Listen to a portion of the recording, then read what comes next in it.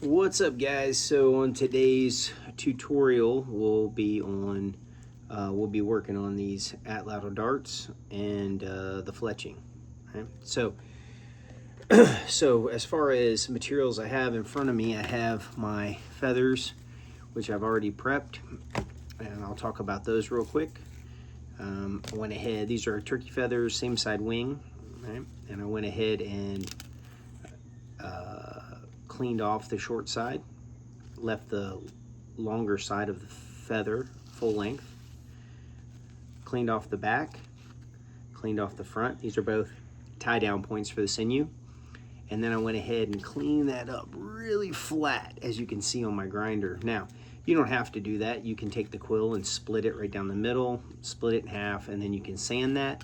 I just do it on my grinder because it's faster, and I have other work to do besides this, right? So, but you dig into this however you want to, right? So you can easily just split that quill and go that direction if you want. But what you want is to end up with that flat side so it lays against the dart very nice.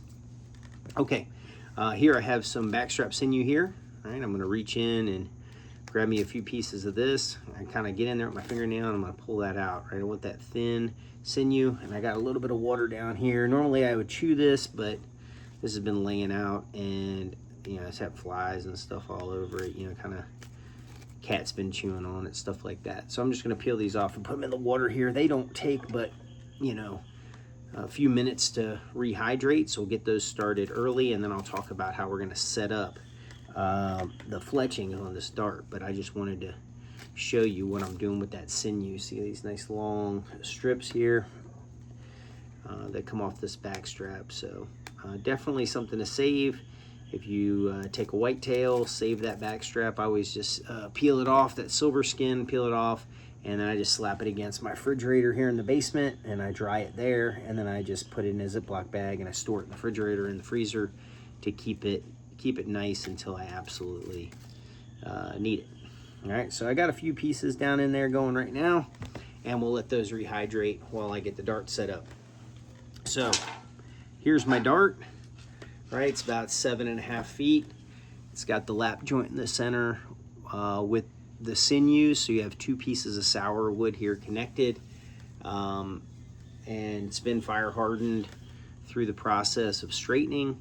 And now I'm going to put the fletchings on the back of this, and then on the front I will affix a point to the front for testing prior to cutting that front down and then lap joining on the actual point that Ryan sent me for the hunt. All right, so back here, all right, this is where the spur will connect for the actual thrower itself. So I like to start, and I'll chamfer the back of this, and then I'll just carve out a small little divot there for that to seat together. And then what I like to do is I start about a fist back, and that's where I start putting my feathers. So my feathers will be about a fist back from the knock point here, and then I will affix the feathers forward of that fist. Okay, so the feathers are going to go on actually upside down. They're going to go upside down, and then they're going to flip down to the actual the point where so I'll tie them off here, and then we'll flip them down and then secure them at the bottom. Another material we'll be using is some Titebond 3, right? It's a waterproof glue, right? It holds up really well when we're on these hunts. Or even just out throwing your Atlatl. Atlatl slides across the ground. It may not may not stick where exactly we want it. It slides across the ground, gets wet, right? And those fletchings dry out pretty quick. Those feathers dry out quick. Birds' feathers are designed to dry quickly in the air. Excuse me. But that sinew I'm putting on there, I don't want that sinew to get wet, because then it'll start to loosen up on me. So I'm actually going to use, instead of a natural mastic like hide glue or something of that sort, pine pitch, I'm just going to use the Titebond on there. It'll give me the waterproofing I'm looking for the longevity of this hunt, because I don't know how long this hunt is going to last. This down here, this joint is done. It's got hide glue on top of that, but it's got pine pitch in there actually securing the lap joint together, and then it's wrapped in sinew, and then it's got the tight bond on top of it for longevity of that splice. Okay, so this is not entirely a primitive build on this, right? So even though I've built plenty of Atlatl darts fully primitive with rocks, with pine pitch, sinew, that type of thing, I'm looking for absolute longevity for this hunt, because this hunt, I don't need my stuff potentially, you know, getting a little bit wet, coming apart. First thing on the hunt, I want to make sure that I am a asset, not a liability on this hunt.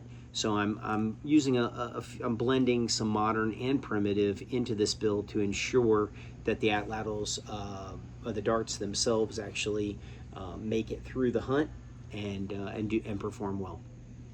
Okay, so getting back here to this, so what I want to do is I want to come to that fist down, and when I do that, I'm going to take, you know, I got a small flake here, and I'm going to mark that kind of with my finger, and then I'm going to scrape that up a little bit with the actual flake itself. I want to score this a little bit, and that does two things for me.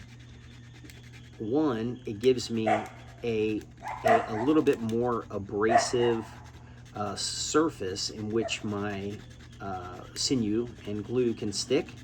And two, I'm marking where I'm gonna start that first fletch, right? So I'm not, you know, I don't have a pencil or anything out like this. I'm marking it with my rock, and you know, I'm achieving two things in that same timeline, right? So I've marked that. As you can see, I've got that scraped down so it's rough, and it will receive my glue. Okay, so I'm gonna grab a little bit of my glue here, and I'm going to put just a little bit of glue on here to get things kind of tacky as I get ready to secure my fletchings on here. So I put that glue on, and I start to let that kind of set up and get tacky. All right, let me throw my glasses on here because I cannot see without them. All right. And then we'll go ahead and look at our first fletching. Now, when I put this on, like I said, I'm going to put this on upside down.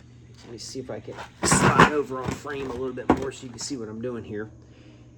I'm kind of looking at the dart and how it was bending, and I want to put those fletchings on so they lay flat against the thrower and they're not like in the thrower when I throw it. So I've already oriented this dart so I know where I want to put my fletches, so that when they actually are on the thrower, they won't be like laying in the thrower. They'll kind of be on the side as the thrower knocks here, and when I throw, they won't the throw won't impede the fletchings from kind of doing their job as stabilizers there, or take a chance of damaging them through the throwing process.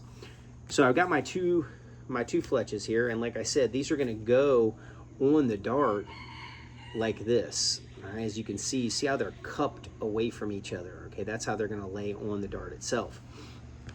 So I'll lay the first one on here, right, and it'll be cupped down this way. Right, I'm going to grab me a piece of sinew out of here, which is now rehydrated to the point where I need it. I'm going to grab my sinew. And a lot of people make the mistake of not, wrapping the sinew first. What I want to do is I want to wrap the sinew and anchor that sinew. So give it one wrap, right? I want to wrap that on there. Now it's anchored and I can hang it. Because, you always need an extra hand as you're working here, right? So I'll lay my dart here. Now where I want to secure this, I want to tie it just a little high up on this tail here, because I'm going to bend it. I need this to bend, so I don't want to tie too close down toward the actual fletching itself. I want to lay that on there. It's cupped away, and I'm going to wrap that sinew as that's cupped away. Give that sinew a couple wraps on the actual fletch. Now leave the sinew hanging. I bring the other fletching in opposite of this fletch. See how this one's cupped down. Now this one's going to cup up away from it. All right, I'm going to be just on the opposite side of this fletch here. So if this one's there, I'm going to be just on the opposite side here. And this one's cupping up, so they're cupping away from one another. And again, I'm going to wrap that sinew and secure the end of those quills. All right, bring that around, and I lay that sinew on itself there. All right, and then it'll start to dry. Now, before I move on from here, I could take a little bit of glue here, and I could just put just a little drop of glue on there. And in the direction that I twisted the sinew, I'm going to rub that glue on in the same direction I twisted the sinew. All right, and that'll start to bind on that sinew. So now we have our fletchings opposite one another, one cupped up, one cupped down, as you can see. And now I'm going to fold the first fletching down. See, I fold it down, around, and alongside the dart, right? And it lays flat on the dart as such, right? So it's got that cup look to it. Now, wherever that finishes down here is where I'm going to grab my flake and I'm going to scrape that as well. Again, giving a surface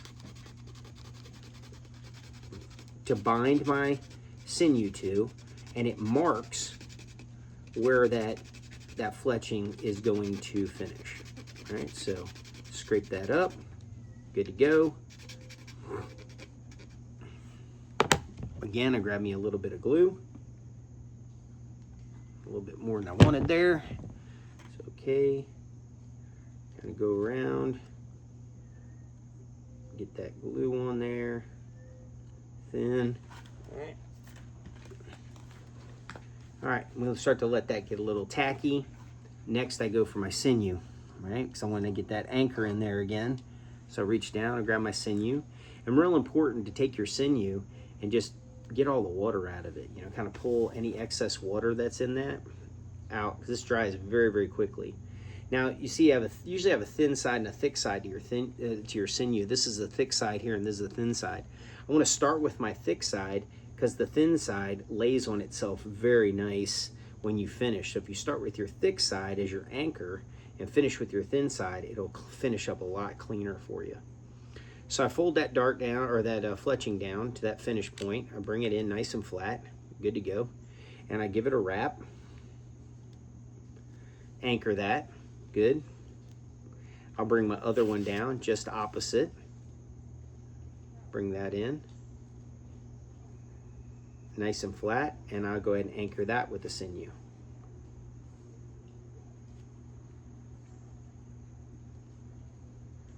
And wrap that around, and like I said, I got that small tail there, small part of the sinew, and I'll lay that on there real nice. So only thing I need to do now is I can throw a little bit of glue on there and secure that, but that in and of itself is the 2-fletch for the Atlatl Dart. It's the 2-fletch I do. That is done at that point, right? We are good to go. One fist down, right? I got my excess glue here. What I'm going to do is I'm going to go back and I'm going to add a little sinew here on top of this sinew to secure that down a little bit more. And then I'm going to go ahead and wrap sinew all the way up to the base of these fletchings here. And before I finish, I'm going to trim. You see how these are sticking out just barely? I'm going to trim that down at an angle, not unlike I would do with my arrows that I make for my primitive bows. Is I'll trim that off to make a smooth transition, because for a bow and arrow, you don't want those high, because as I shoot, they're going to run it, because I shoot off my hand a lot of times. I generally don't put shelves on my bows. So if I shoot across my hand, a lot of times that'll catch your hand, right? And a lot of people forget that. So you trim it down at a 45, and then you wrap sinew over top of it. It shrinks in real tight, and it glides across your hand and won't scar your hand up. But for the Atlatl, it's vitally important to trim this and then make sure you cover it, because when you throw this dart will, say it misses, runs across the ground. What we have here is a catch point, and this will catch the ground, and it'll rip, and it'll either damage your sinew or it'll bend this. If it does break free, a lot of times it'll it won't even it won't rip the sinew. The sinew is very, very strong. What'll happen is it'll push, and it'll push back, and it'll push that fletching out of the sinew. Right? If the sinew's got any space in it whatsoever, and it'll push that fletching backwards, and now you have a loose fletching back here flopping that you got to repair. So you can stay ahead of those repairs by simply trimming that. You can trim it with your flake, you can trim it with a knife, and you know, and then tie it off with your sinew.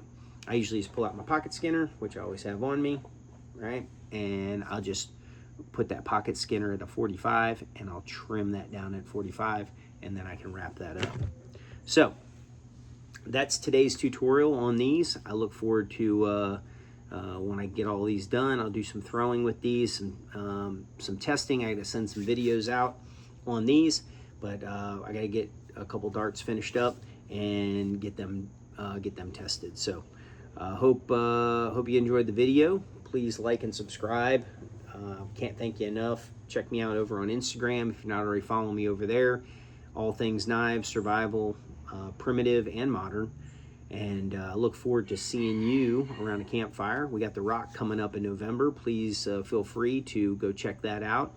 If you have any questions on that, you can email me at hoboforgesurvival@gmail.com.